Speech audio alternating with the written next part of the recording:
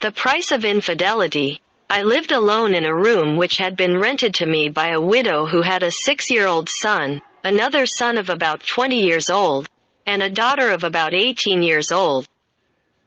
One day she told me, "You are alone, I am alone. Why don't we join together?" From that day on we decided to keep each other company. One day I asked her about her husband, how he had died. And she told me, "My husband and I lived in the city of Popayan. He was a teacher, but due to violence and threats, we decided to come to live in the city of Cali. But once in Cali he got bored of teaching and took an escort course. After that he began to work with the most important families in the city, becoming the head of security for one of those families. My husband had to be available to his boss 24 hours a day. Sometimes we were making love, and if his beeper went off at midnight, he had to stop what he was doing and run out to meet his boss.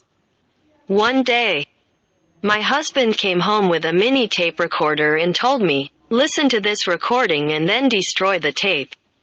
After he left, I turned on the recorder and what I heard made my hair stand on end. I could hear the terrifying screams of pain of some young people with a Paisa accent. Then several shots were heard and everything went silent.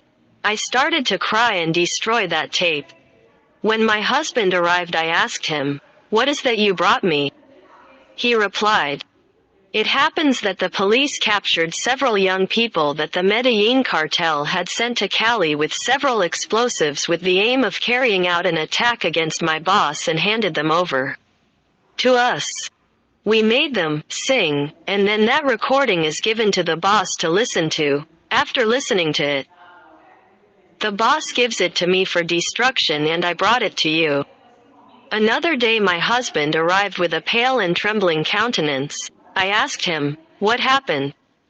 He told me, "I was already coming home when suddenly the boss said out loud, 'WHO wants to win some extra money?' I said, 'Me.' The boss gave me a wad of bills and then told me, 'Get rid of those dolls.'